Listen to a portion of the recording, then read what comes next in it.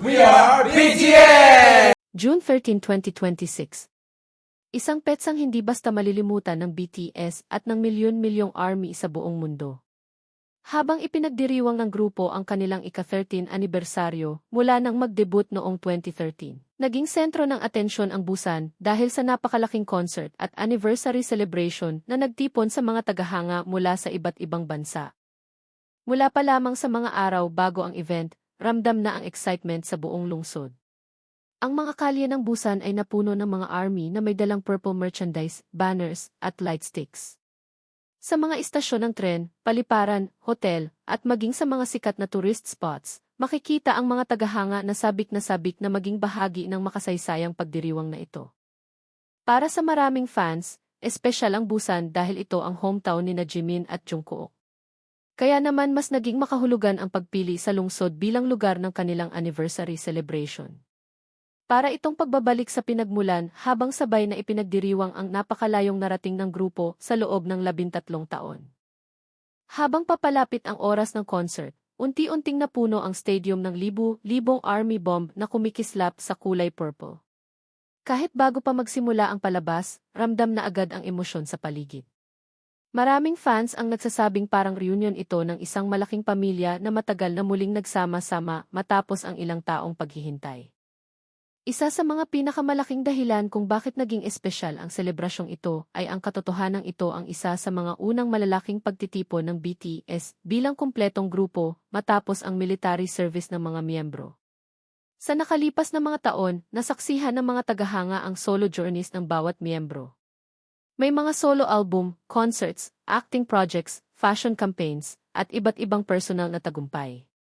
Ngunit para sa ARMY, iba pa rin ang pakiramdam kapag nakikita ang 7 miyembro na magkakasama sa iisang entablado.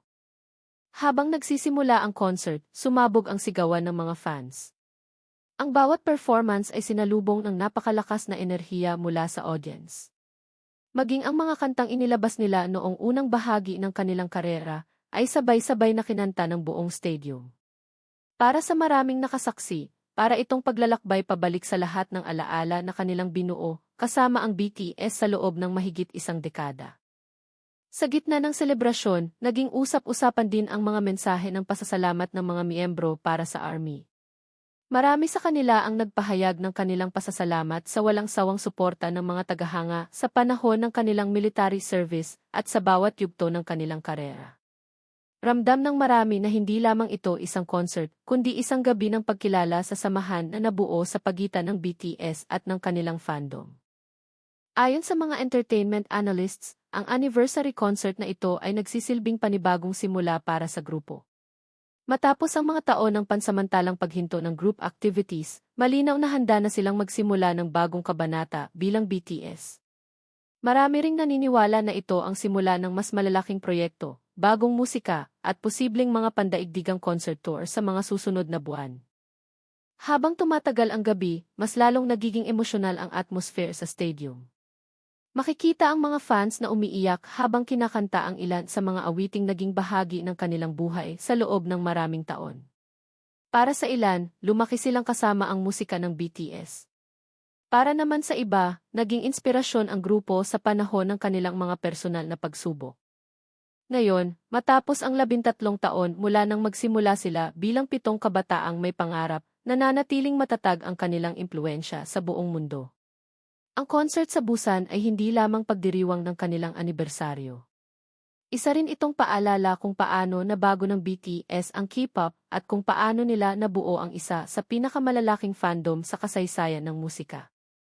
Habang patuloy na nagliliwanag ang libu-libong purple lights sa gabi ng Busan, isang bagay ang malinaw para sa maraming tagahanga. Matapos ang lahat ng pinagdaanan ng BTS at ARMY, nananatiling buhay ang kanilang kwento, at mukhang marami pang kabanata ang naghihintay na maisulat sa mga susunod na taon.